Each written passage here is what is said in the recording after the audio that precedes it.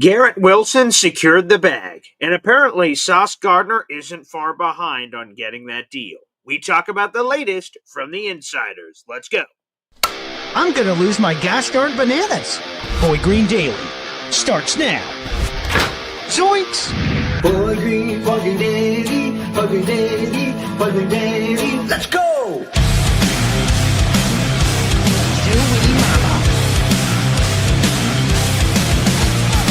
Put your seatbelts on. Get ready for the ride. We're the freaking New York Jets, and we're built for this shit.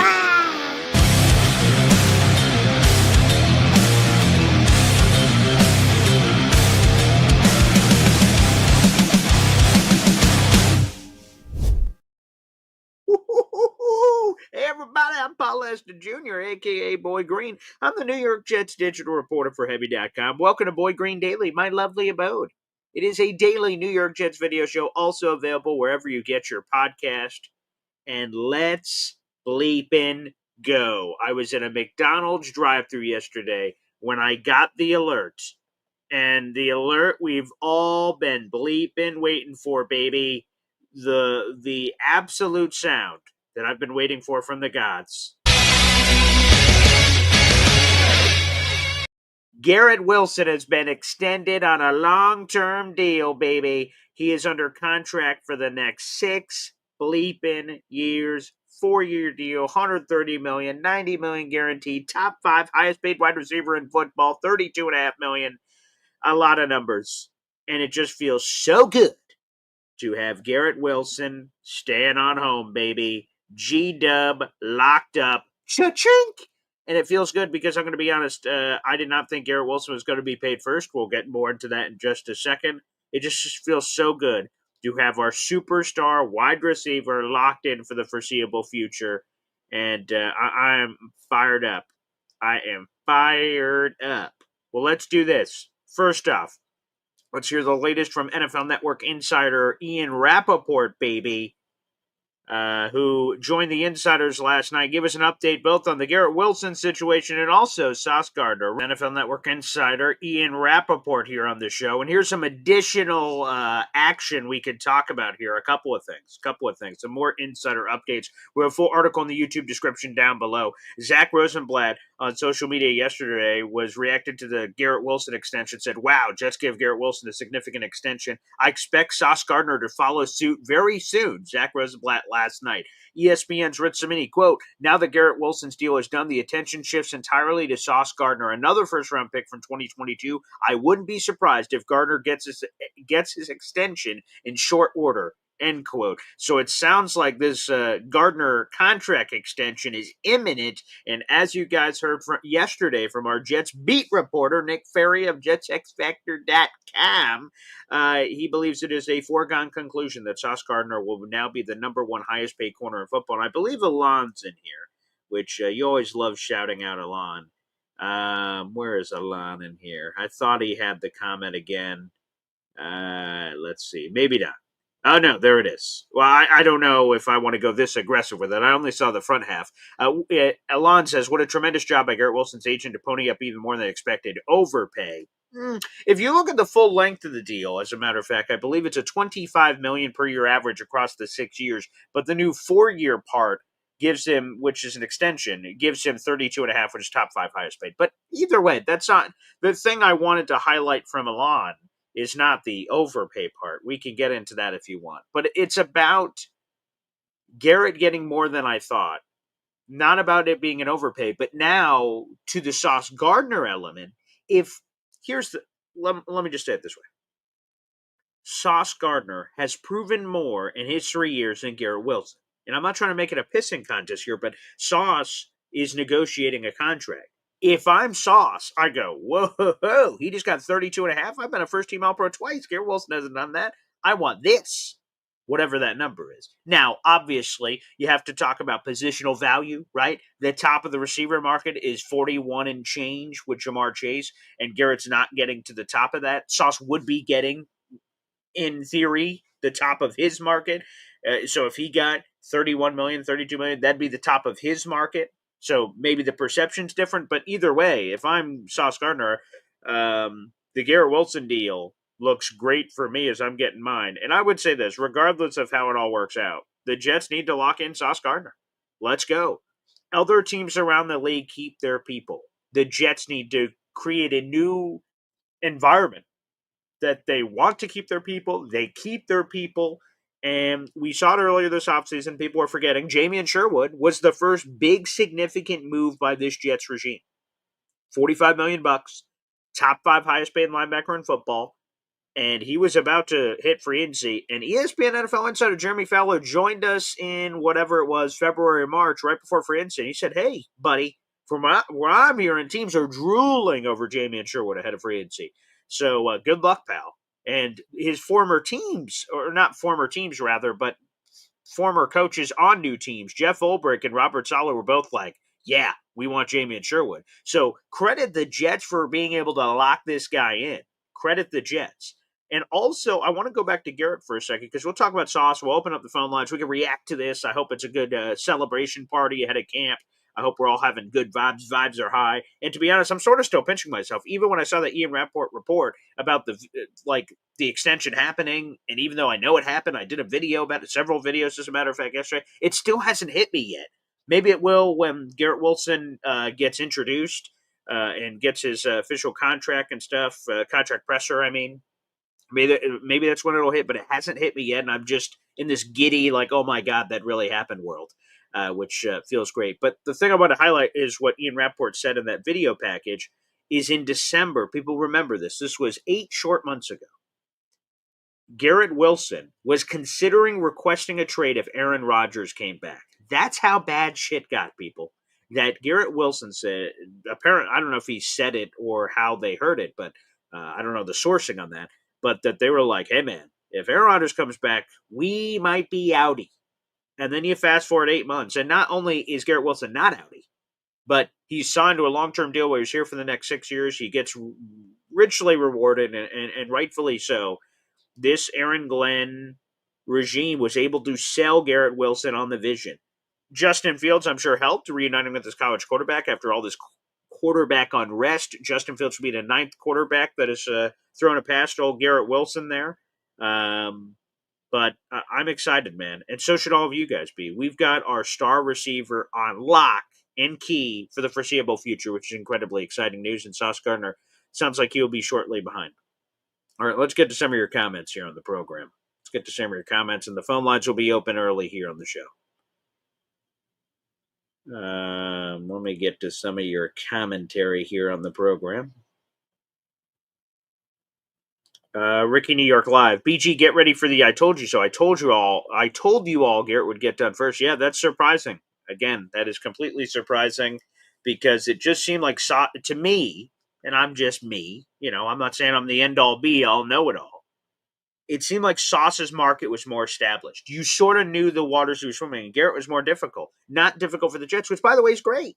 I'm happy to be wrong on this because Garrett is an important piece of this puzzle. I also want Sauce done, but that's the thing that fires me up. So, hey, man, that all works. And there you go. Let's throw this up from our boy Hennessy Heisman, baby, who's giving us a member shout-out. Thanks for supporting the channel for 9 months, brother. Appreciate you. Wow. Best part is the contract doesn't kick in until 2027. Yes, officially. What we need to really see, and I don't think that information is out yet, is structure. Where does it all lay out? Signing bonus, guarantee. Like, I've seen the $90 million guaranteed, but what you really want to see is the nuts and bolts of the thing. So I don't believe those details are out yet, and I've been trying to look through those. So those should come out in the coming days. All the particulars about the contract. I'm curious to dive in. But the good news is that it is an extension, and the 2 years of the deal were not ripped up. So I love that part. I love that he's quote-unquote under contract for 6 years. Now, I think it would be naive to assume he's just going to ride out this full 6 years without pulling, I'm not saying a Darrelle Revis, but like a, hey man, like 3 or 4 years in, because think about it this way. Garrett Wilson with this new deal is starting at 5, top 5 highest paid, but he's 5th. Someone's going to pass him, someone's going to pass him, someone's going to pass him, someone's going to pass him. And then this deal's going to age like a fine wine as we're all going, overpay. We're not all saying that. It's a lot, but I'm giving you credit here. But you look at the deal, it's gonna age well. All of a sudden, he's gonna be, before you know it, receivers are getting paid left and right. He's gonna be 8, 9, 10. We're like, Jet fan, hey, nice. This guy's looking great. And then Garrett inevitably is gonna be like, can we fix this, because I'm not 8, I'm not 9 or 10, I'm this. So that part will be interesting. But I will see the bare bones of the structure will be very fascinating to me. Again, we should get that in the coming days. And I agree, Hennessy. I believe it's going to continue to age and be a great deal. So for anyone complaining, I think we're in a good spot. Indy Jets. Oh, let's go conspiracy theory here. The Sauce deal is already done. The Jets just don't want to release both the same day. Watch and see. Indy, I would just tell you, if that's true, Jets, I love you. As a content creator, it behooves us if the deals are separate. If they just went boom, boom, they're both signed. I mean, it would be cool, and what an epic way to do that. That'd be really awesome. But for us as content creators, giving Garrett his proper love on a show and talking about it would be awesome. And then turning around and giving Sauce his proper love, and then booyah, training camps here. That would be beautiful. So maybe I don't want to completely rule your theory out. Maybe it's possible. But if it is true, again, I love the Jets for doing this. That's very nice that they did it that way. Let's go to Kyle Clifton, our favorite. You're paying for dependability. He never stumbled, even out of the gate, even with bad quarterback play last year, too, if you look at the analytics. If not him, then who? What do you do with him if you don't pay him? Yeah, a couple of things here. Dependability. Guys, Garrett Wilson has appeared in every bleeping game of his career. Of your best ability is availability. So there is a dependability there, a reliability. I agree 1,000%, Kyle. He never stumbled even out of the gate. I went to Garrett Wilson's first game as a pro. It was the New York Jets versus the Baltimore Ravens. And you want to know where I saw Garrett Wilson at the beginning of the game? On the bench. He started on the bench. And you're right. Every layer of it. The crazy quarterbacks, the this. And the only real complaint people had about Garrett, if you're not nitpicking, is, wow, this guy is incredibly passionate, and sometimes people can misrepresent that for other things. He wants to win. And don't you want players like that? I want 20 Garrett Wilsons on the team that live and die on the line of winning. Okay? That they are so invested. And when they lose, it's crippling. It's a gut punch. And then when they win, there's jubilation. There's euphoria. That's what I want. I want more Garrett Wilsons. So 1,000%. And again, if you don't pay Garrett, who are you going to pay? Waiting for the next one? How long have we waited through Calvin Pryors, D. Milners, all these other Quentin Copels and shitty first-round picks? And now we finally are like, oh, we got a guy worth paying. And people are like, let's nickel and dime here. Come on, man. Come on. I never thought he was going to get more than Jamar Chase, and he did not, obviously. But the deal's fine. We have our boy. Let's go to David Hall Jr. AG and Mooj talked it, and they walked it perfectly planned. We didn't expect it, just like when Naomi cashed in. Nobody seen either one coming. I did not either. Yeah, Naomi cashing in. They've created a great character here, which is terrific on Naomi, so shout out to her. And oh my God, that Rhea Ripley Io Sky match was cinema for you kids out there. Wowie. That was awesome. And by the way, the return of our tribal chief, the head of the table. Huh? He's back, baby. Do. Oh, when you get the pops from the crowd, oh, God. Oh, that takes me to another planet, baby. So great wrestling action. Talk the talk, walk the walk. That felt great. Absolutely felt great. Yeah. Whoa, baby. Our number one Austrian Jets fan gifting some Boy Green Coffee Club membership action. Let's go.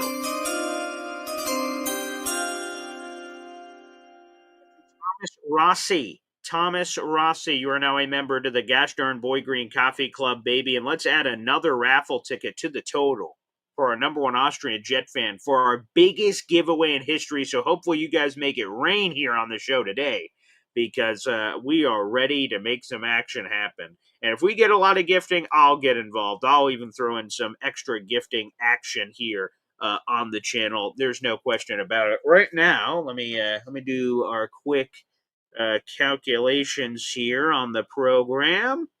Let me just check something real quick like. Okay. Well, yes, there it is. Another raffle ticket for our boy, our number one Austrian Jets fan, who is now at 24 raffle tickets for our contest. Good Lord have mercy. He's been absolutely killing it, baby. And now he's up to 24 raffle tickets. That is number one in the clubhouse for our giveaway of 2 Jets Cowboys tickets, 2 tailgate tickets, and 2 commemorative Jets Cowboys t-shirts. So if we can't get Austria to the game, he can decide how he wants to give away those tickets himself if he ends up winning the contest. But you guys want a chance, all you have to do is make sure you subscribe to my channel. That's free to do to have a chance to win these tickets that I just talked about. Or, excuse me, not or, but make sure you guys send in a $20 raffle ticket. You can do that via YouTube. Just spend $20 on the channel. Austrian just bought himself another membership. Or you can send it in via PayPal or Venmo. That is at BoyGreen25. Again, we're giving away 2 tickets, Jets Cowboys, Section 228A, 2 tailgate tickets. That is food before the game, catered by Chef Kevin Gilbert, fellow Jet fan and professional chef.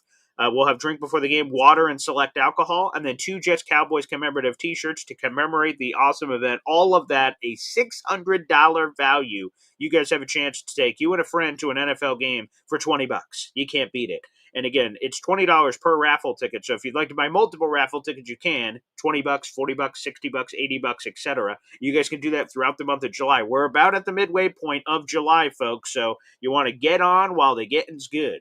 And feel free. I highly recommend it to everyone out there in the universe. And several of you that have gifted so far this month are on the precipice of getting raffle tickets. So make sure that you get in. Like, for instance, Indy Jets here is a couple memberships away from getting a raffle ticket for these Jets Cowboys tickets. Getting another one, of coming in here. And there's other people in this pile, too, that could add on to their totals. Ant Jets 82 is another couple of memberships away, and a couple of you guys as well. So again, keep making sure you guys are gifting, and good luck. We'll be drawing that winner in August, baby. In August. So shout out to our number one Austrian Jet fan, baby. Let's go. Terrific. Thank you, Austrian. Appreciate that. And also our boy, Jared B, just dropped the Discord link down below. That is one of the perks of being a Boy Green Coffee Club member. Shout out to Foxy here. Please smash the like button, as my father likes to say. Hit the reminder bell so you guys don't miss any video content. And subscribe to my radio show turned digital show, The Man Shot Show Boy Green Digital. That's in the YouTube description down below. We're going to be doing Brunch with Bud Poliquin. That's a longtime former columnist. And for you guys that may not know Bud Poliquin, this is a guy that's interviewed Muhammad Ali, Jim Brown, Bill Russell.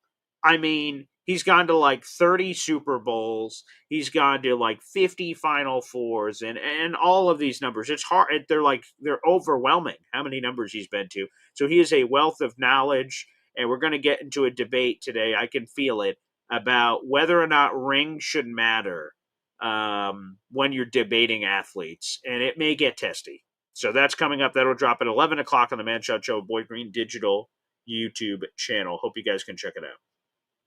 Absolutely. So let's go.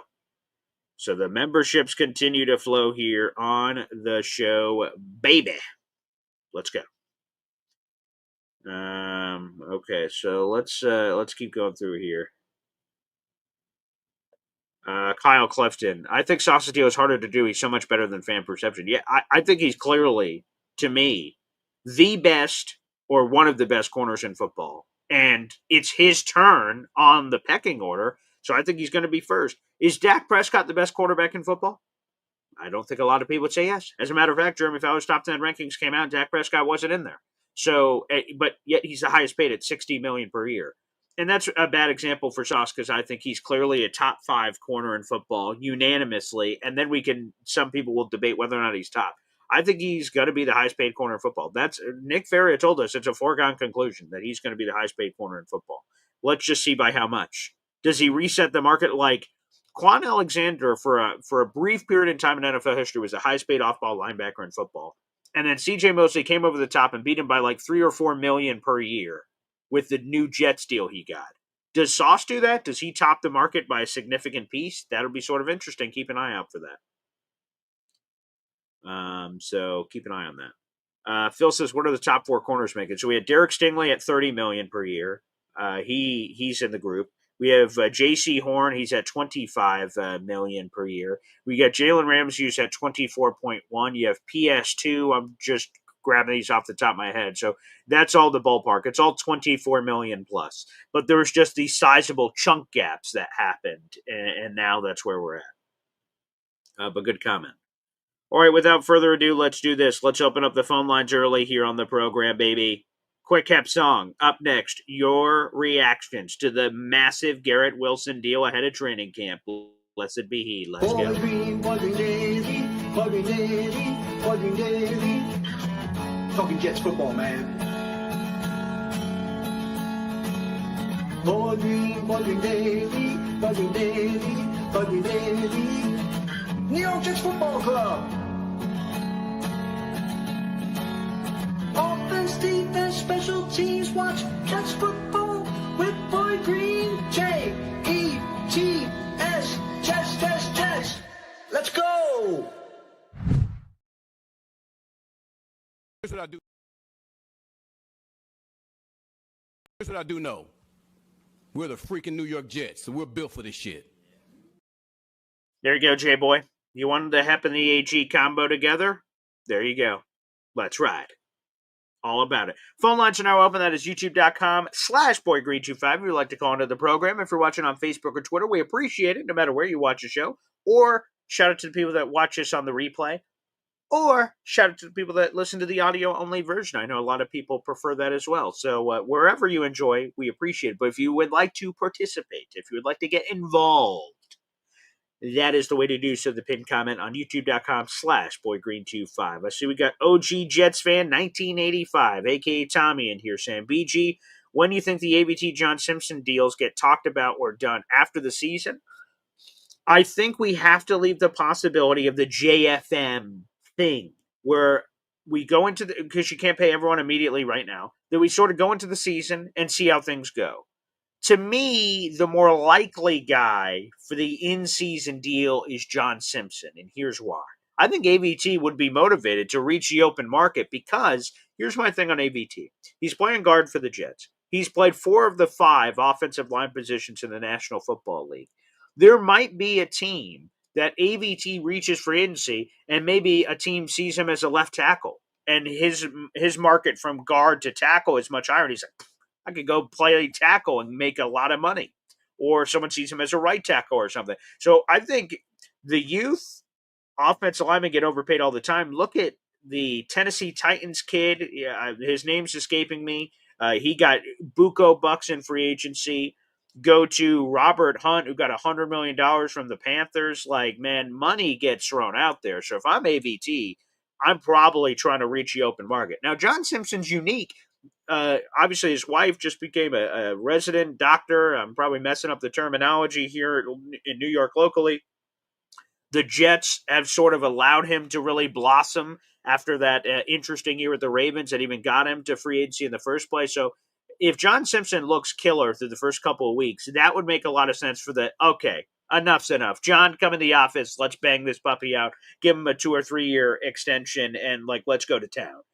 So he's the one. Again, I would love for the whole offensive line continuity to remain together moving forward. But to be honest, I think AVT may have a desire to reach free agency, and it takes 2 to tango. You can't force someone to sign an extension that doesn't want to. And I'm not saying he does or doesn't. I'm just speculating here. But I would imagine if you could sign someone in season, the more likely guy is probably John Simpson. He's at a different stage of his life than AVT. I don't know.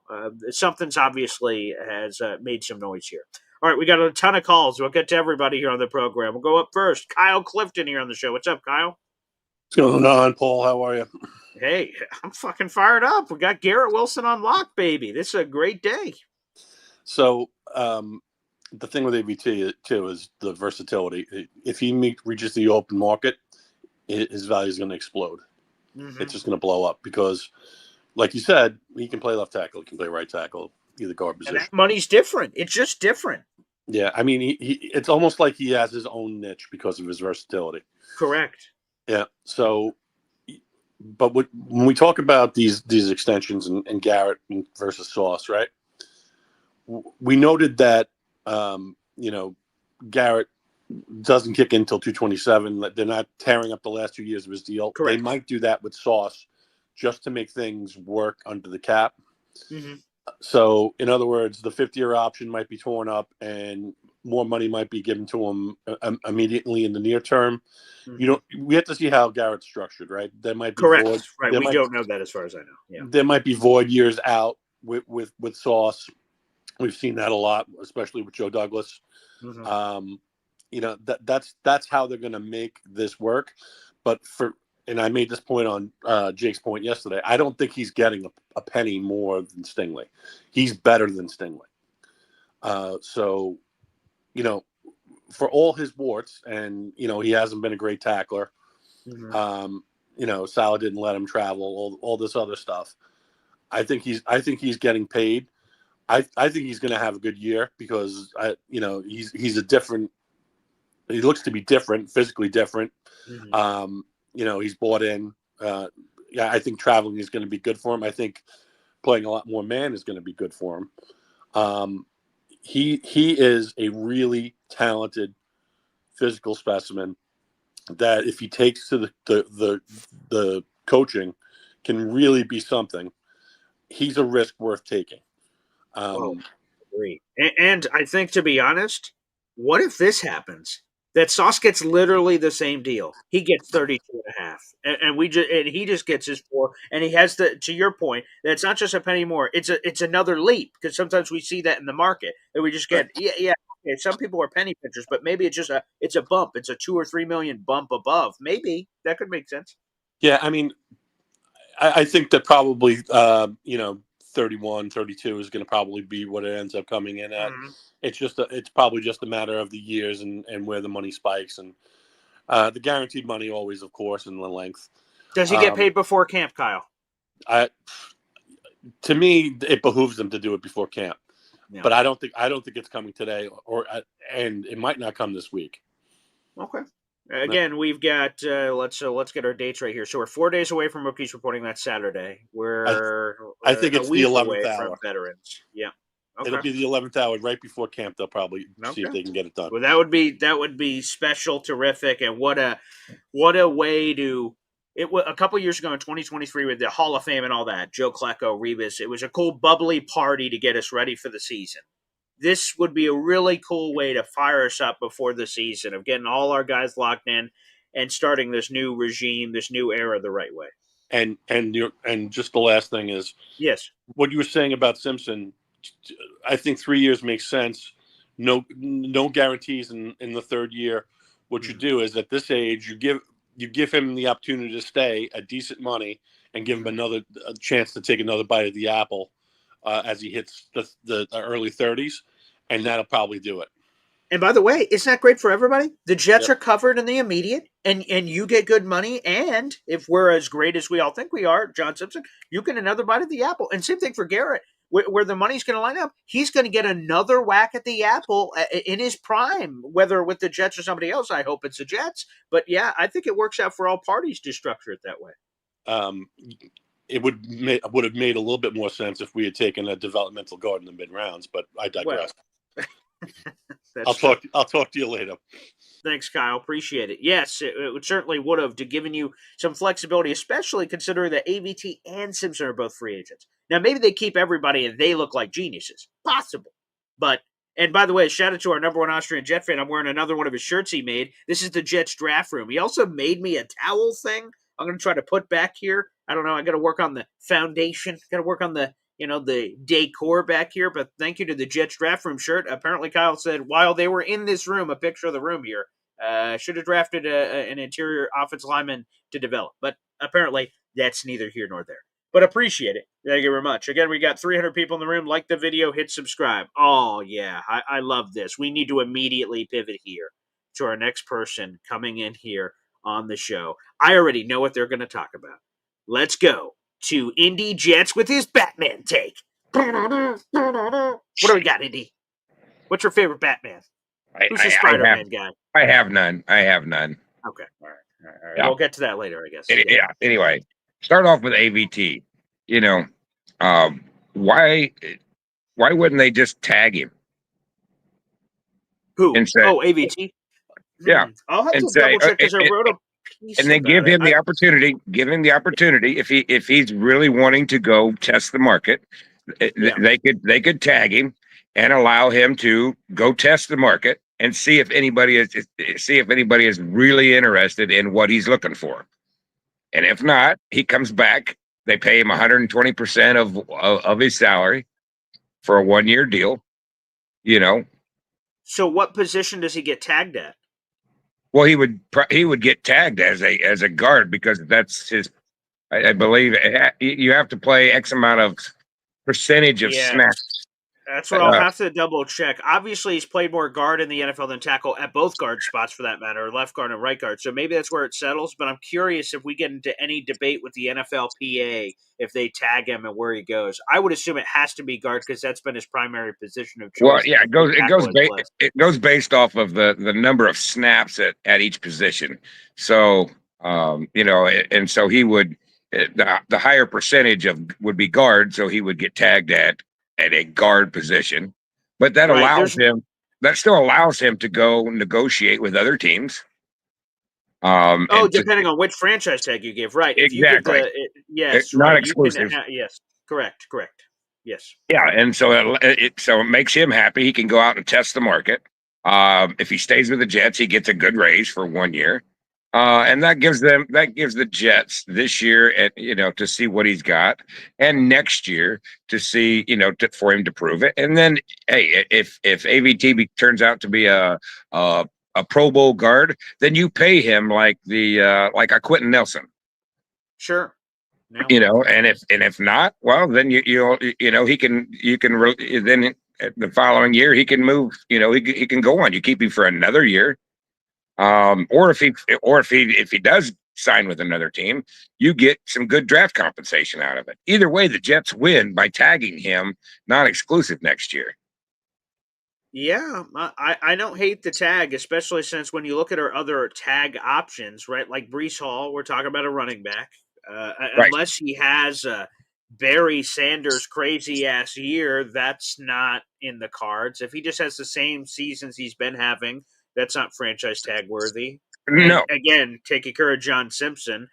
So yeah, there's a strong case for an ABT tag. I think Simpson's the one you sign. I hope so. Yeah. He kind of reminds you of that. He's found his home. Sure. Obviously his family's decided that, hey, they like the area. This is where they want to be. So yeah, you sign him and you give AVT the option to say, hey, go look. And if not, you're welcome to stay here too for another year and build your value.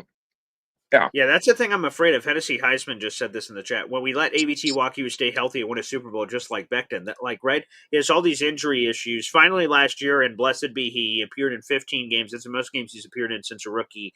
So let's see what happens this year. But, man, it would just be great to see him healthy. Not healthy winning Super Bowls for other teams. Hopefully just being healthy in general would be a nice change. So hopefully he can. Right. And I think so. Off of AVT onto the Garrett, that was well expected. The Garrett deal was a lot easier to do, I think, than the Sauce deal. Oh, do tell. Please explain. You can compare what Garrett is. Garrett's not in the top. He's not a Jamar Chase. He's not a Justin Jefferson. So he's not that top tier. So you can compare him to a Amon-Ra St. Brown. You could compare him to, some other top wide receivers out there. And so you take even if you compare St. Brown was 30 million. That was done a year ago. Add 9% to it, 32.5. That's what you and I did. We had this on this show maybe 3 weeks ago, where we just hit the numbers. And I said he was going to be around 32.5 million. And that's his deal was easy. Sauce's deal, because he's in that top tier, Garrett's not in that top tier. That top 2 or 3 wide receivers. Sauce is. So the problem is are you going to put him When did Stingley signed his deal this year too, right? Yes, this offseason. Yep. Right. Just So several now months ago. now you're comparing apples to apples, and Yeah. so now the Jets just have to decide, is he equivalent to, greater than, or less than Stingley on the field? That's all they're worried. That's the only person they're looking at. And if they say, and so whatever the Jets decide in the comparison between what Sauce and Stingley are, is where Sauce's contract will be. If the Jets believe that he is just a notch better than Stingley, then his contract will show it. That'd be nice. I was going to ask you, do you believe he's going to get signed before camp? But you believe the deal's just sitting on the table. I think it's already done, and I think you'll see it by Wednesday, maybe even probably no later than Thursday this week. They're both going to announce it this. Both of them will get done this week. But let's go. There's always things behind the scene that happen. And once the Jets signed Garrett Wilson, his jersey sales skyrocketed yesterday, and probably will again today. Thank you, Garrett. Thank you to my fiance for getting this puppy all together. There we go, Garrett. Yeah, baby. Yeah, and so with by releasing the Garrett deal yesterday, you got the huge influx of sales. If you release both of them at the same time, it would knock the sale. I'm just being a conspiracy theorist here, but the NFL is about money, sure. And they make a lot of money on jersey sales. And this is just one of the reasons why they didn't release them both at the same time. But so then come Wednesday or Thursday when they release Sauce's contract, now all of a sudden that you've got two Jets players that spiked in jersey sales in the same week. Makes a lot of sense, Cindy. But so I get. There again, that's just my 2 cents worth. And Fialco, he how does he write for the Jets? This guy I don't think he likes the Jets at all. The Jets could win a Super Bowl and he will write a story on how negative. Who are you talking about? Or not Fialco, Faria. Sorry. Oh, Nick Faria. Oh, okay, yes. Yeah. He the Jets would win a Super Bowl and he would say he would talk about the 1 3 and out that they had. That's the Jets could win like the Bears did against the Patriots back in '85, and we gave up 3 points, and they're just terrible. He just I don't think the Jets could ever do anything positive for Fialco to say something great about him, or Fialco. Faria, yes, I'm getting the two guys confused. No, that's all right. Also, Indy. One more thing. Again, what's your take on Iron Man? What's your take there? I let my kids watch that, and the grandkids watch it. Yeah, but I used to be big in Star Wars too, and then I grew up. Oh, okay. Wow. But that's my Jets take for today. You watch Wednesday or Thursday. Okay. The Sauce deal will come out. Yes, sir. There he is, Indy Jets baby, joining us here on the program. And Indy, let me double check my numbers here to make sure I wasn't talking out of my caboose here. Yes. Okay, so you're another 3 memberships away, it looks like, from a second raffle ticket for the contest. So keep that in mind before the end of the month. You don't have to do that today, but before the end of the month, you get one more. You could double your chances, quite frankly, of winning the Jets Cowboys giveaway. And I know you already have your ticket secure, but if you'd like to bring anybody else, that'll be your opportunity to do so. Let's do a quick one of these, as a matter of fact. Let's hear Happen the Super Bowl song. We'll be right back after this. Boy green daily, boy green daily, boy green daily. Talking just football, man. Boy green daily, boy green daily, boy green daily. The New York Jets Football Club. Wow. Offense, defense, special teams. Watch the Super Bowl season with Boy Green. Jets. Boy Green, boy. The Super Bowl season's back on, baby. We got the G-Dub, the G5 jersey on, and we're ready to take flight, baby. We're ready to take flight. Let's go. It feels so good. This jersey feels nice. Thanks to my fiance. Went out to the store a couple of months ago. It was a Father's Day or a birthday or something, and we were in this. She said, we should go look in the store with the Jet stuff. I'm like, are you sure? Me in the Jet store? That might be a bad combo, but okay. If you like lighting money on fire.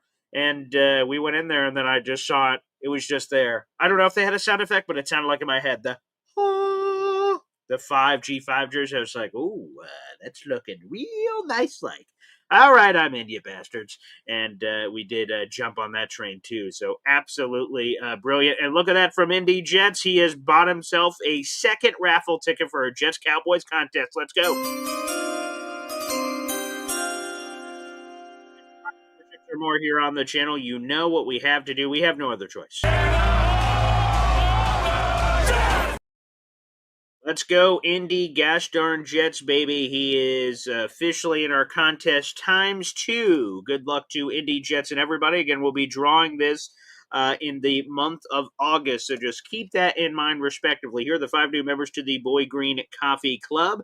That is Bob DiMucci, Alon getting a membership, why not? Vern, Nanga Iboko, and Pete's Takes. You guys are all now members to the Boy Green Coffee Club, and welcome to the show, baby.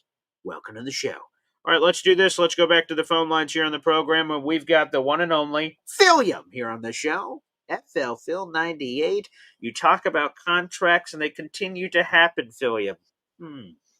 Yes, sir. And obviously, like everybody else, very excited.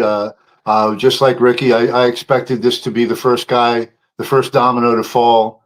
As far as the numbers go, real quick, for me, one of the things we talk about from time to time is 50-year option. And to me, there's good, bad, and ugly with the 50-year option. And I think we got 4 guys that kind of that cover them all. Now, the good is what we just have with Garrett, where if you couldn't come to a deal at the end of that 3rd year, you don't want to mess around during the season, you pick up the 5th year, but your whole goal with that is to extend them. And I'm actually surprised they didn't tear up the 5th and go from there. So, kudos to the Jets for doing that. But I agree with what I believe Alon put something in there about it. We're probably going to be renegotiating in a couple of years. That's probably true. I never called in and said this because I didn't want to hear all the heat because people were talking 28-30. I would have liked to see the Jets go 35 for 5, tear up the 50-year option, because I think that's a number that his agent would have been delighted with. That over the course of 5 years, you're talking about $12 million. And with the way that every couple of years, everybody's getting bigger deals, we're not looking at renege in a couple of years. We might actually be able to run that contract all the way to the end. But it's all but it's all semantics. And listen, it's a done deal. We know we got him for a long-term deal. He should be happy for at least, let's say, 3 years. So in football terms, that's a damn long time. So that's true. Right? So I'll take that. So there's the good, the bad, and the ugly. The other good, JJ, is the perfect example of the good for the 50-year option. Here's a guy you think has a ton of upside, right? We hope is going to be everything we want him to be. And if it's not, if he's not the greatest, 14 million, 13.5 million for next year isn't going to kill you. He's probably going to be at least close to what we hope. So, that's another good example of the 50-year. All right. The bad to me was AVT. And this is not 2020 hindsight. I said it at the time. After his first 2 years, when he was banged up, that 3rd year, instead of picking up his 5th year, if they'd offered him like a 3-year, $30 million deal, I believe he would have grabbed it. I really do. And even if it was, 33, 35, now we'd be looking at a guy that we're negotiating with an average of 11 or 12 million tops. Now his average is 15 million. We only got him for the 1 year. Now we got the whole, do we tag him? Do we go, fight free agency? So that was the bad. That's why with the 50-year option, always people say, oh, it's a no brainer. No, I think sometimes it is a brainer. And that's the example of the bad, where we would still have him under contract for next year at probably 10 or 11 million. And we could be talking about an extension that might pay him 12, 13 instead of a start point of he's going to want 15 million. And lastly, on him, guard, tackle, even though they lump them together when they talk about salaries in general, let's face it, you don't want to pay a guard what you pay a tackle. Right. So I believe we're grossly overpaying him this year, and now we're at a start point that isn't a good one for negotiating. That's also a good point. I was trying to see what they were for. I don't know if we have those numbers here. Yes, I do. I believe we do. So shout out to Over the Cap here. And thank you for bringing this up because I'm an idiot and I forgot that they do not designate. The franchise tag number for this year is, and again, good, bad, and ugly. You could also transition that to offensive line.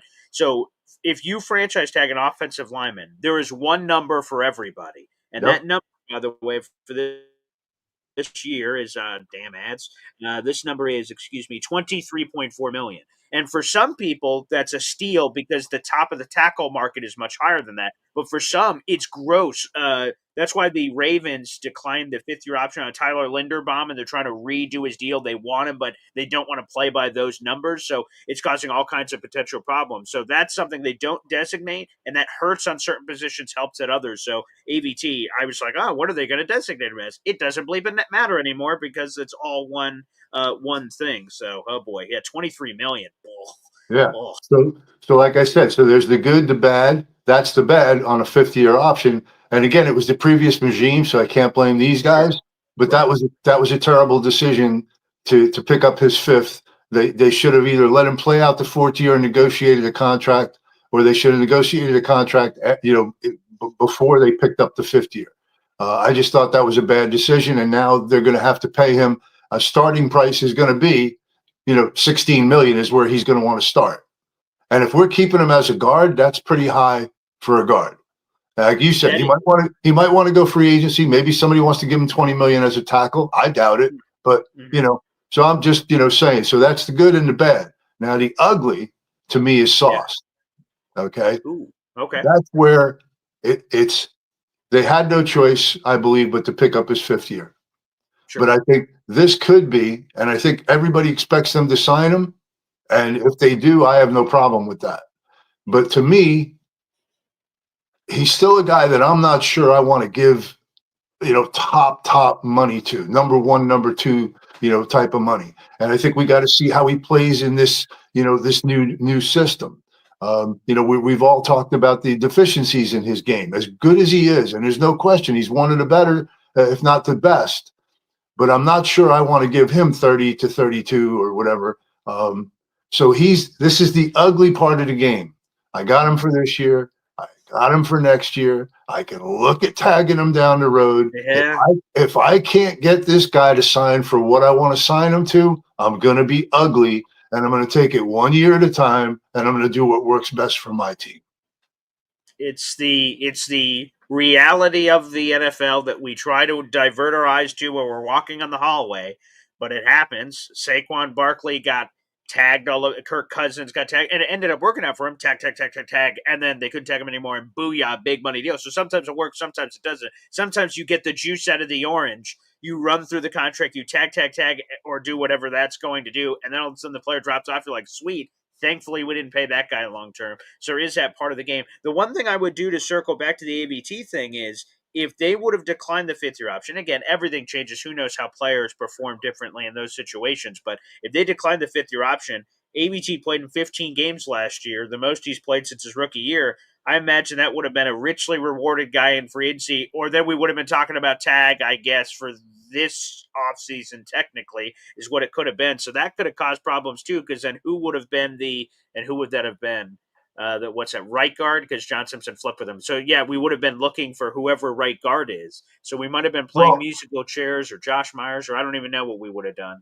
Yeah. Well, no, my point is though, as much as AVT took bullets and they moved them all around, so he was kind of that emotional favorite. But sure. On paper, his first 2 years were injury riddled. His third year your first one wasn't. First one he played in 16 of the 17 games, but 2 and 3, the middle ones, were the ones that were fucked up. Okay.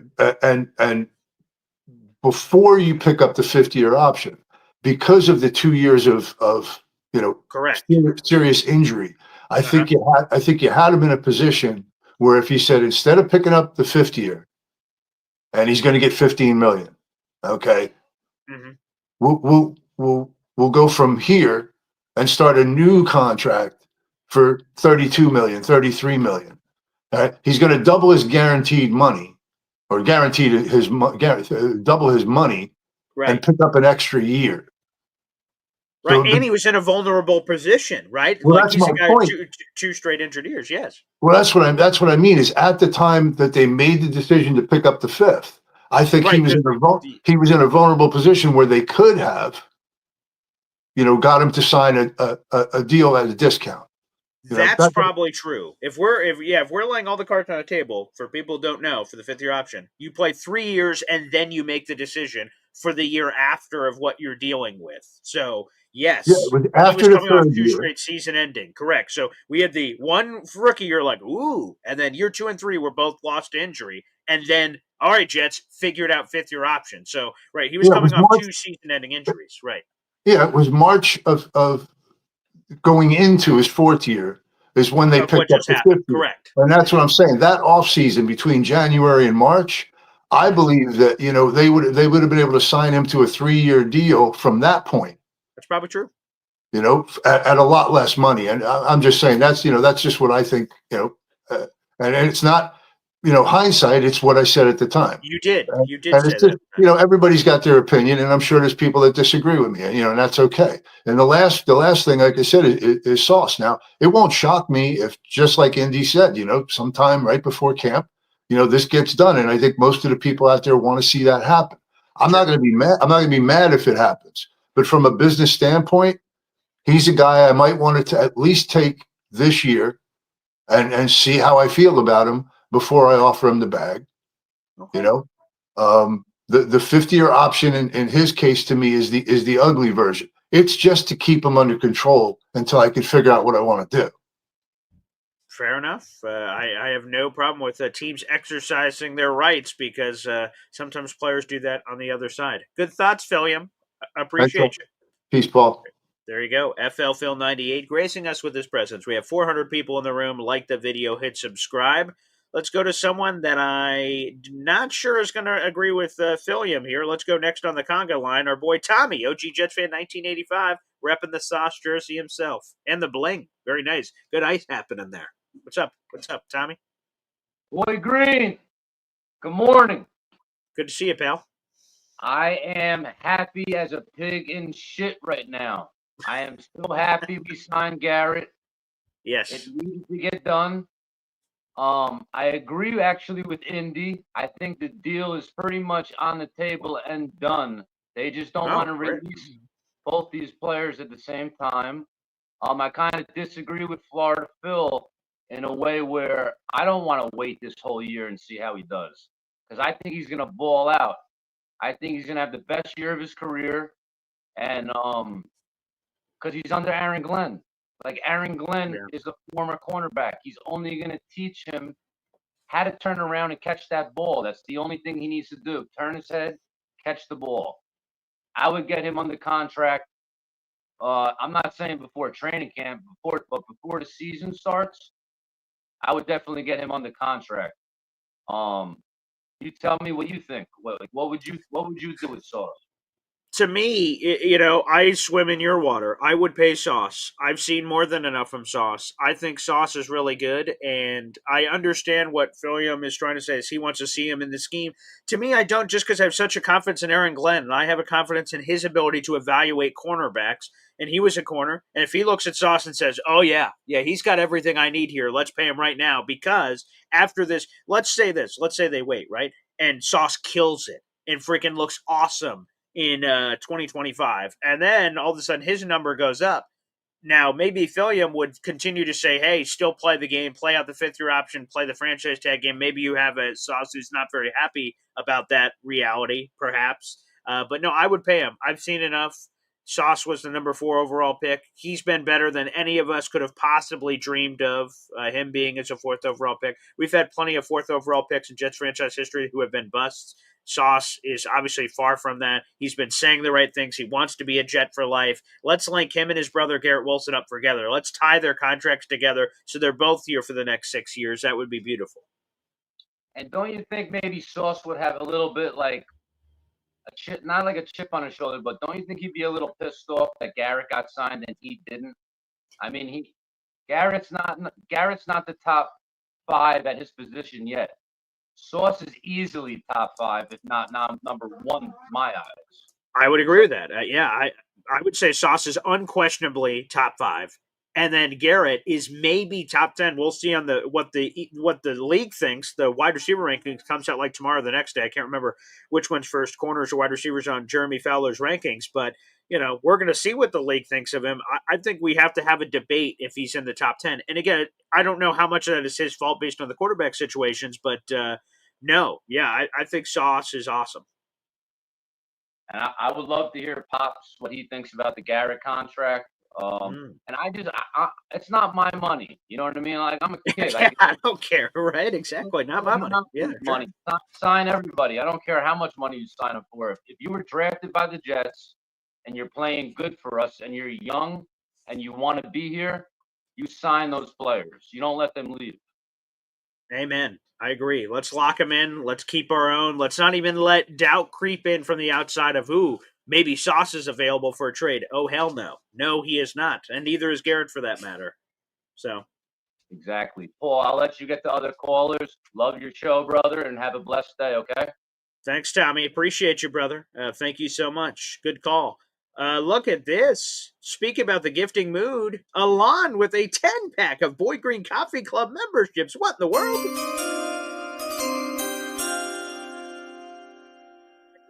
More, we have to hear from a special somebody. Let's go. Kevin James. I just got 3 things to say. God bless our troops. God bless America. And gentlemen, start your engine! And let's officially welcome Alon, to our contest here, baby. He is a part of our Jets Cowboys ticket giveaway now with his 10 gifted memberships. Could Alon from Texas come up? Is he wearing Jets gear? Is he wearing Cowboys gear? What's happening? Is he coming to the tailgate if he wins? So many questions, so few answers. Let's read the 10 new members to the Boy Green Coffee Club. We got AJ, Jeff Seawald, Derek the Cop, Jax Barashis, James Eubanks, James Fitzpatrick, Whitney Gilmore, Sean Carra, Jets fan for life, Soldiers of God. You guys are all now members of the Boy Green Coffee Club. Thank you to Alon for sending that in and officially becoming a part of our contest. Thank you, buddy. Appreciate you. All right, let's go back to the phone lines here. We got the legendary Ricky New York live here next on the program. What's up, Ricky? Hey, how's it going, Paul? And all right, I'm ready for I told you so. Go ahead, give it to me. Yeah, you'll probably get some of those, and I'm not always right. There was that one time that kind of messed up my average. But if I am right, or I know I'm right, or I believe I'm right, you'll know because I'm going to tell you so. I don't say things that I don't believe to be true, or I'm not pretty sure are true. As far as the John Simpson AVT thing, I think Simpson gets done in the year. I think he's a really good fit for our team. And I like Simpson. Like when you listen to him, in his interviews, he's joking around, he's talking, but when he's on the field, he's nasty, So I kind of like that balance. He's a good guy, but he's got the right attitude on the field. As far as AVT, when AVT's deal gets done, it'll be next season by his next team. If I had to speculate, sure, I would say that AVT ends up signing a deal with the San Francisco 49ers. I see the USC thing, huh? Which is what they should be called, because that's the average of their games that their main players play, like McCaffrey and Bosa, and AVT would fit right in with them. He's a great partial season guy. But I mean, and the thing is, like somebody said on the show the other day, AVT is a finesse player. We're playing a smash mouth system. And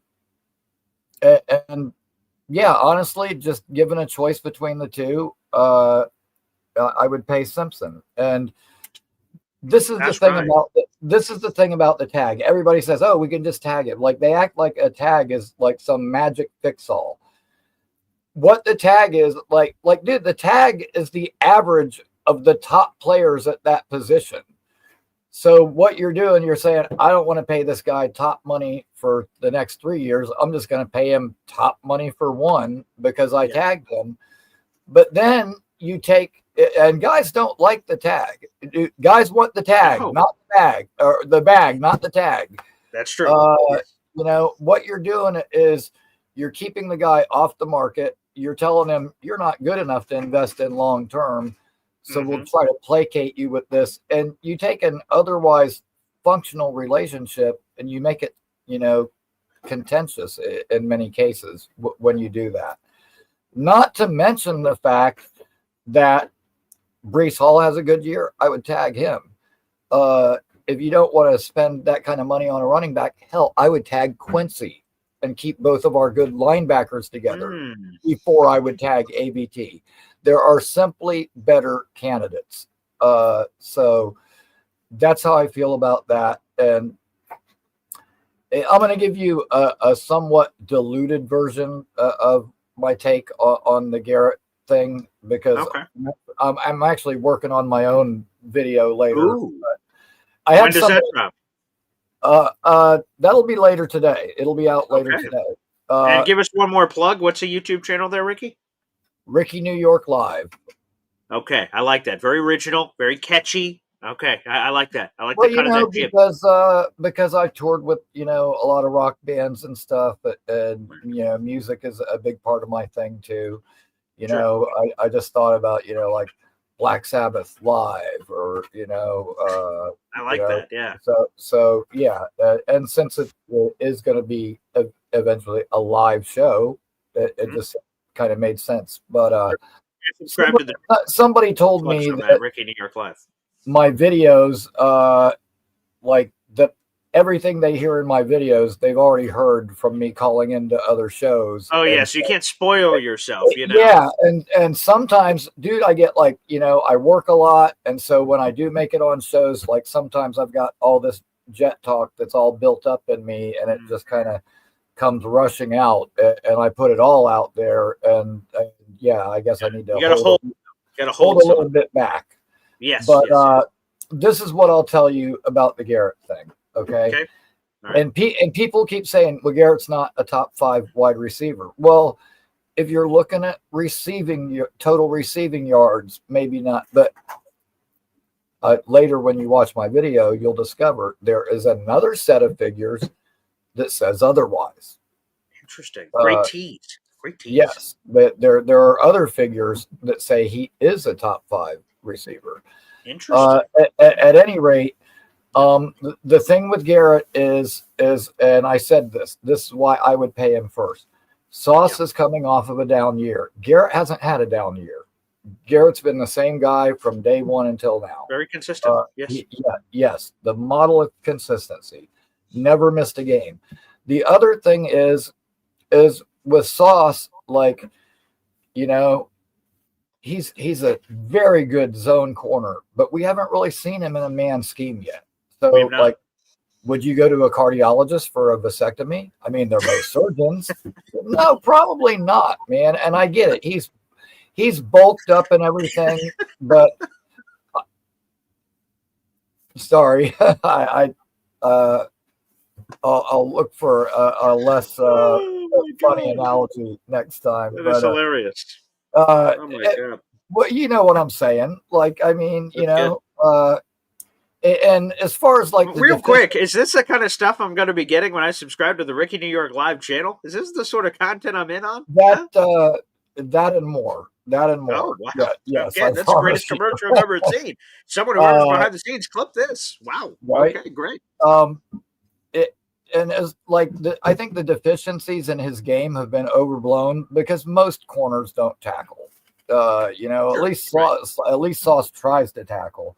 But and I know that he's bulked up, but dude, I want to see him go full Darrelle Revis and jam guys at the line and manhandle guys and throw timing off, and I want to see if he can be as good a man corner as he was a zone corner. I would see how he does first, maybe pay him in season, maybe wait till the end of the season. The other thing is, Garrett said, like, I want to be a Jet for life. Sauce has alluded to that, but dude, you know what? And I saw this coming like from day one, because when Sauce came in, he had the nickname and the attitude and the swag. But what else comes with that? The ego. And what have we heard Sauce say already? We have a number in mind. And let me tell you something. If any of you think for a minute that he's going to want one nickel more than Stingley or something, that ain't going to cut it. I guarantee you the number he has in mind is going to be higher than that. There is going to be nothing short of being the top paid corner by a good margin that he is going to accept. And like I said, I saw that coming from day one. I knew that when it came time for his contract to roll around, especially after the first couple of years he had, I knew that was coming. But you know what? Garrett and Sauce, both rookies of the year, for their respective sides of the ball. But Sauce is coming off a down year. Now, was it because the whole team was bad? There could be other things that factor into it, but how do we know that guys haven't figured him out? How do we know that guys aren't like, hey, when Sauce is on you, just break extra hard, so he's got to reach out and grab because he can't help himself, and we're going to start getting him called, which we started to see happen. The other thing is everybody wants to murder Brandon Stevens all the time. What a bad signing that was. Yeah. He doesn't pick the ball off, but in many instances his coverage is good. He just doesn't have good ball skills. But what can Brandon Stevens do? He can run with faster receivers. Dude, once people seemed like they figured out that DJ Reed with his shorter legs could not do that, everybody from Tank Dill to Alex Pierce, they just put their fastest guy on Reed and he got toasted. And I like DJ Reed. He was a great leader, a good player for us. Good human. Yeah. But when people figured out that he was susceptible to faster receivers, we saw that a lot, down the stretch with him. And I think that might have played a part in him not getting re-signed too. So, I mean, right now you could debate, like, is Sauce ready for a bounce back, or are we seeing the beginnings of a regression? We don't really know for sure. I would like to say, the former, and with Aaron Glenn's coaching and everything. I mean, I do have confidence that Sauce is going to bounce back and he's going to have a good year. But how good can he be in a man system? I think we need to see before we commit. And, he certainly has the traits. That's what I would say for Sauce. He has all the. He has, like, again, if you built a corner on a lab table, it would look like Sauce Gardner, and maybe with a slightly more brutish beefcake. But like for a press man corner, he has the long arms and everything. But whether or not that translates from traits on paper to actuality, I guess we'll see. Right, but if you look at his body style, like his speed, his length, everything. It's more similar to Antonio Cromartie than it is Darrelle Revis, and That's those true. those two were very different players. So where did Antonio Cromartie go to school? Florida State, baby. Oh, right. Which I actually hit somebody with a trivia question yesterday. Where did Randy Moss start his college career? Florida State. I know where he finished it, Marshall. Oh, he started at Florida State. I didn't know that. It's good. Yeah, well, technically, he was a redshirt freshman. He never played a snap for him, and he got himself in a bunch of trouble. And then while he was in trouble, tested positive for marijuana and got himself released. That's how he ended up at Marshall. But no, he was at Florida State back when Bobby Bowden was still there. But wow, look at that. We would have never gotten Randy Moss, Chad Pennington highlights. We would have never gotten the Thundering Herd. No, we wouldn't have. But yeah, I mean, dude, everybody from Burt Reynolds to Jim Morrison went to Florida State. Are you kidding me? All the greats. At any rate, I don't want to go down that rabbit hole right now. I try to stick to Jets talk. Yeah. But yeah, so I mean, that's how I would approach the Sauce deal. I mean, you still got to see, what transpires with Jermaine this year. But like I said, we've got Quincy, we've got Brees, we've got some other guys that we're going to have to worry about paying or what we're going to do with them. And therefore, I would say, definitely I would put either of those guys as a priority above AVT. We saw, like you mentioned, the Hunt kid, what he got last year. Like somebody's going to overpay AVT, and I don't really mean that to disrespect the kid or anything like that, but I just don't see him being worth the investment. Like anything you invest into, you're going to want a return that makes it worth it. And I don't know if the upside is there combined with the injury history. Like I said, he'll probably sign with the 49ers and join McCaffrey and Bosa and playing part of the season over there. And Bryce Huff, for that matter, because he's over there with Saleh now too. And that's the guy, Dan Moore Jr. He's the guy who got overpaid by the Tennessee Titans, another big offensive lineman. He got 4 years, $82 million. So again, it happens. I mentioned Robert Hunter got $100 million. Dan Moore Jr. And I don't even know if a lot of people even know who he is, but he got $82 million. So again, offensive lineman, free agency, that's a ripe combination for an overpay. So. Right. And that's the thing is the other thing is, like you said, with the offensive lineman, like you don't want to tag him and pay him tackle money to be a guard. No. So that's why you don't see guards getting tagged because, it gets bad enough when you get, running backs that played so many snaps at receiver and then all of a sudden they want receiver money and it muddies the water. And, but there is unique cases like Trey Smith of the Kansas City Chiefs. He got tagged as a guard, but again, the Chiefs were desperate for their offensive linemen. So unique case there, but normally not. Right. Yeah, but and that's the other thing. Like, man, we can't always judge by like what the Chiefs did or what the Eagles did. Yes, both of those teams won the Super Bowl. But dude, how many teams besides the Kansas City Chiefs get rid of both of their starting tackles and then go back to the Super Bowl the next year? That shit doesn't happen. Like, it just doesn't. So you got one team that got rid of both of their tackles, went right back to the Super Bowl, and then the other Super Bowl team, their tackle, Lane Johnson, has been playing forever, it seems like, and is still there. So, I mean, yeah, I don't know. I think that our offensive line is going to be hugely important to this team moving forward. It does all start up front. However, I don't see AVT, sadly, as being a part of that formula. Fair enough. You've made a compelling case, Ricky, and I'm looking forward to more vasectomy jokes coming up on your YouTube channel in the near future. And that's the perfect segue into this because I was going to say, as DKB refers to it, the connective tissue, I'll reveal more of that in my video. And hopefully there won't be any snipping of that connective tissue as I'll try to put it together later. But well, let's just try to cut it off right there, Ricky. Right. And, we'll try to save the rest for later. We'll try to do that. That sounds good. And you know what? Appreciate you for having me on. And I told everyone Garrett's deal would get done first. So there's the I told you so for one last time. So as promised. Maybe one day people will listen to me. Who knows? We'll see. But you never know what can happen. Thanks, Ricky. I appreciate it. Snip, snap, snip, snap, snip, snap. The Office. There you go. Appreciate that. And that's true. Ricky was right.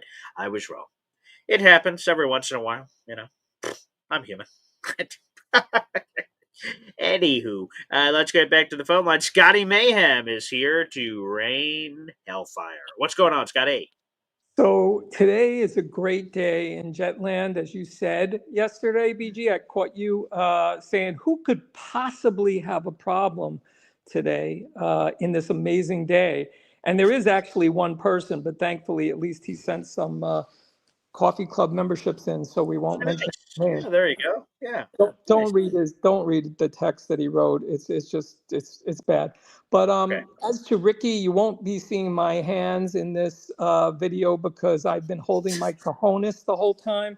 It Yeah. was painful hearing about the vasectomy. I don't like hearing about that. But No. you know, most of Ricky's take I agree with, but here's what I don't agree with. I think what you and Tommy said is really the reason that we're going to get paid very quickly in terms of Sauce.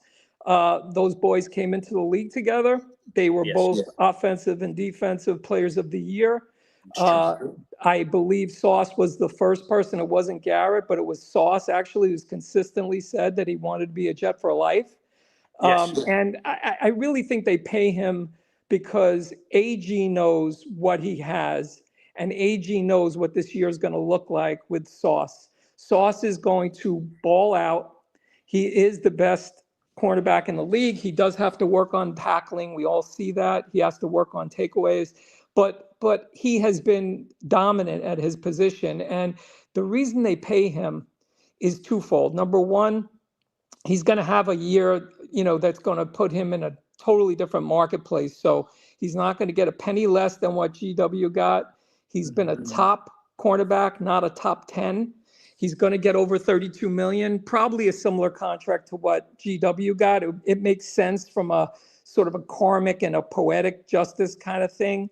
They're waiting a day or two. It's his birthday, GW, so I can absolutely see Sauce saying, hey, let him have his day. It's his birthday.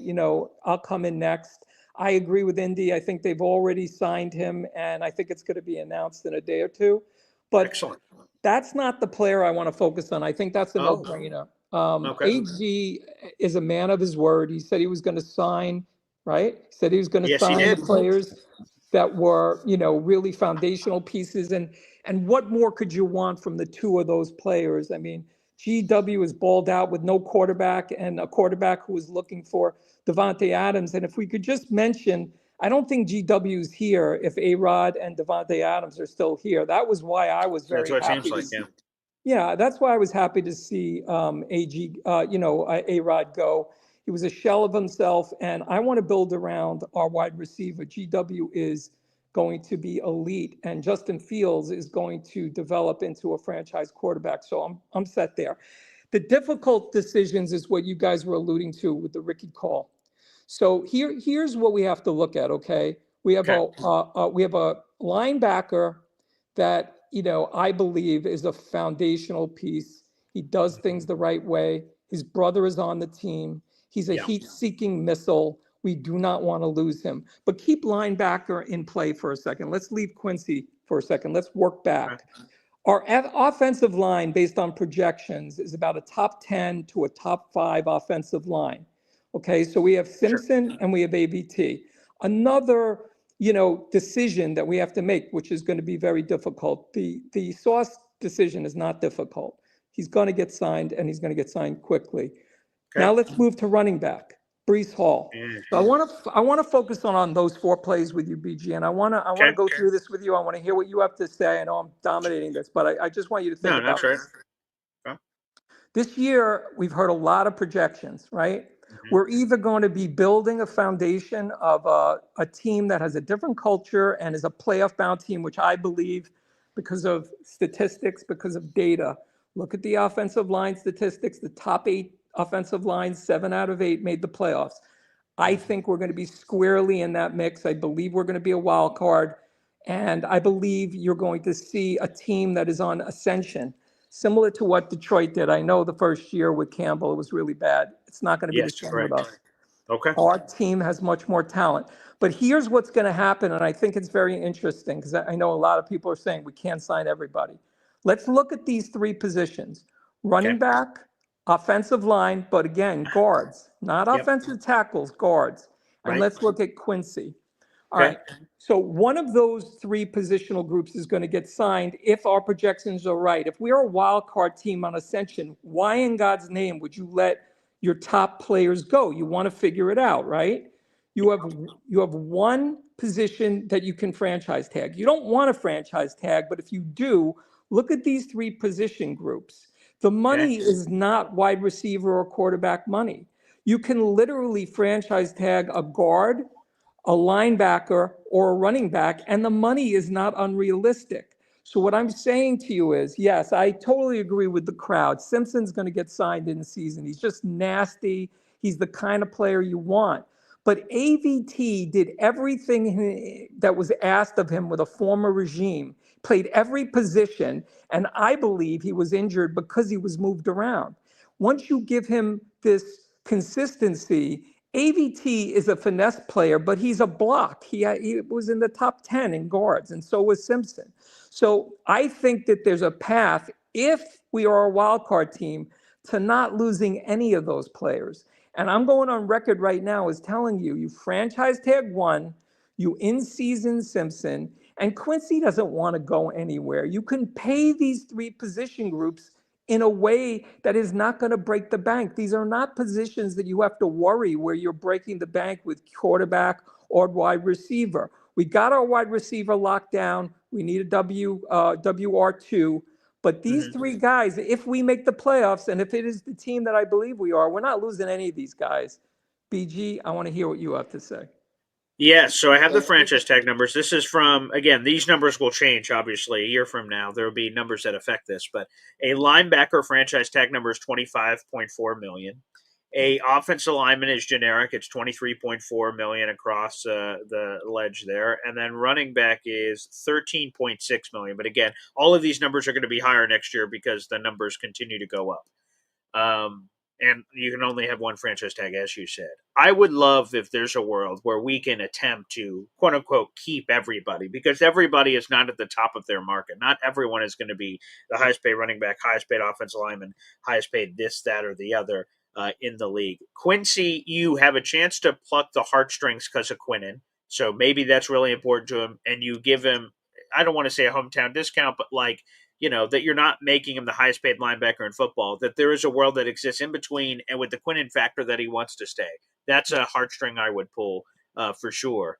Brees, man, he has talked a lot since entering the league about being considered among the best running backs in football, and thus the compensation that would be included there. That's the thing that I'm kind of curious about. Brees Hall would have to have such an insane season to get that kind of money, because the highest paid running back in football right now is Christian McCaffrey at $19 million per year.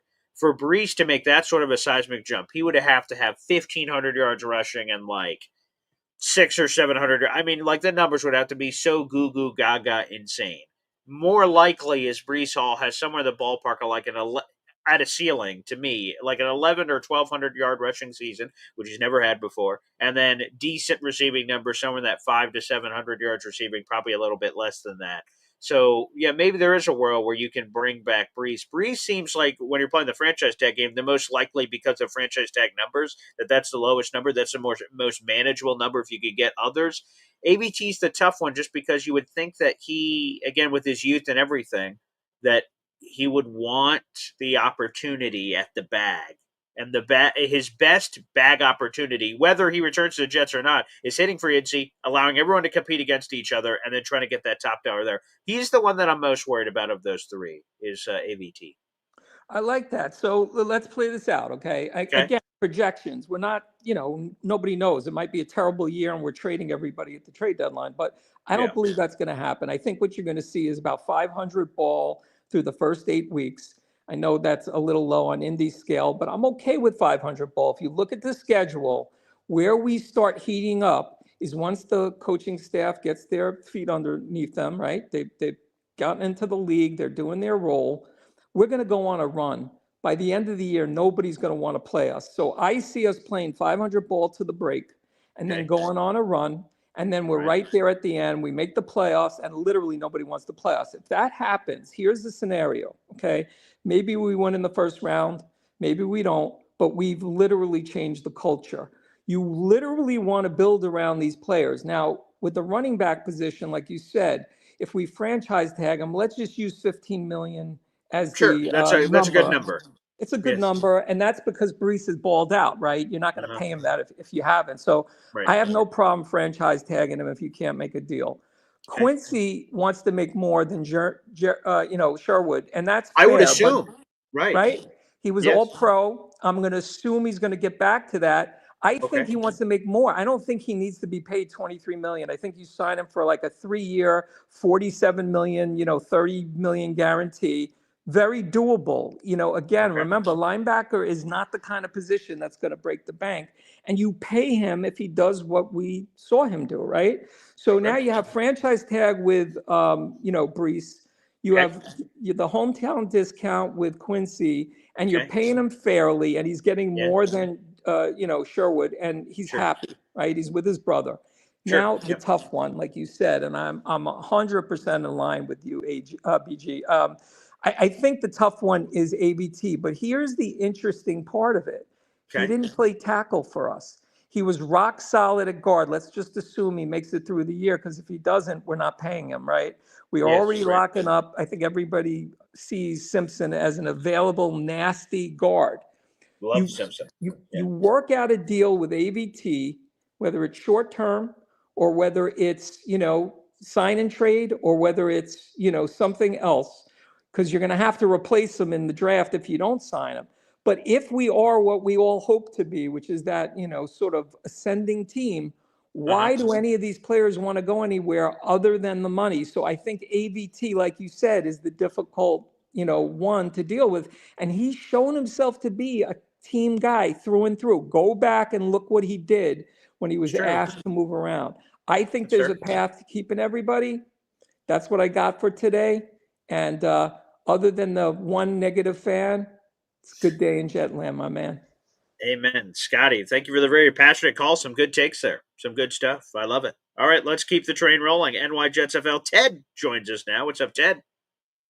Oh, good morning. I have to say the callers that have called with the depth of knowledge and the different perspectives have been really amazing, because sometimes I'm set on a particular mindset regarding players, and then I hear another perspective. I'm like, wow, that's definitely something to consider. Yeah. Couple things. Yeah, it's been really good, and great news about Garrett. But let me say something about Sauce real quick. Okay. I think Sauce, I don't think he's had professional coaching, but he hasn't had a Pro Bowl type coach who can coach him at that position and show him the actual nuances of playing a corner. Sauce to me is still a raw player, an untapped potential. I hate to use the word potential, but and I said on another call that I've seen Sauce not out of position, but maybe just cross-footed and trying to catch up and things like that. I think with Glenn, Sauce can be coached up to be maybe a little more intuitive when covering certain players. I think that would take him to another level. Let me say that. And my second point, I know you took a lot of calls today. This is the first, probably the most positive thing in Jetland for culture building is keeping your Garrett. Of course. And the last caller, Scotty, said it really well, because eventually when you build a winner, you're going to have free agents that want to come here. Okay. We've had our choice. We've had a bad choice of free agents that want to come here, and you're going to get some really good ones who want to ring, not about ring chase yet, but you want to get some good free agents now that are like, okay, the Jets are ascending, great young coach, young GM, great, excellent core players. Now they have it right. Living in New York may appeal to a young guy with the lifestyle, and just, maybe he comes from a small town and he wants to experience something different. But I just think this is the first step, and I know things have to be proven on the field extensively, but this is how you do it. This is exactly how you do it. And I did advocate for blowing it all up, but I'm glad, Garrett, is the first guy to actually sign, and he's a great guy. And if you're playing with someone unlike Rodgers, who is throwing to Devontae Adams every other play, and you're going to be actually a true number one, I think the sky's the limit for him, quite honestly. Even with Justin Fields. I think Thanks, so too. Paul.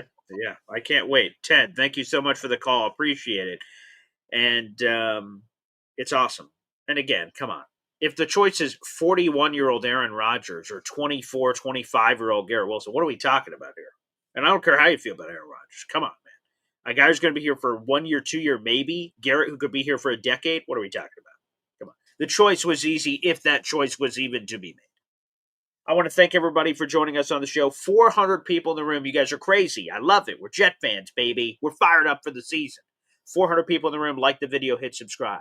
If you're not already subscribed to the channel, make sure you do so. We do giveaways every single month here on the channel. It's my way to give back to you, the fans. We are running a special giveaway. I'll give one more plug before we dip out of here.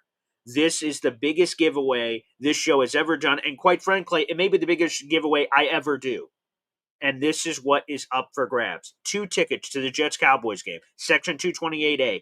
50-plus Jet fans, and it's plus now because more people are jumping on. We can talk about that later. But 50 Jet fans are all sitting together from the Boy Green Coffee Club to enjoy this game. These 2 tickets are in that group.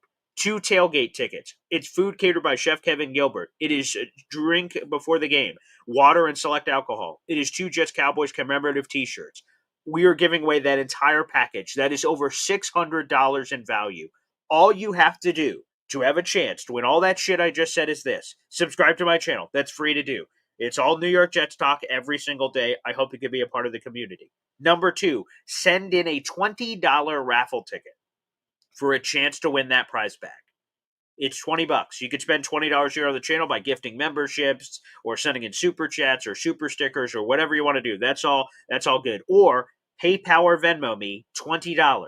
Put in your first and last name on PayPal or Venmo, and good email for you, and say it's for the Jets Cowboys contest. This helmet behind me, and I'll just point at it real quick. This is the New York Sack Exchange autographed Jets helmet. It's one of my most valuable items I have in my entire New York Jets memorabilia collection. Do you want to know how I won that? A $20 raffle ticket. I shit you not.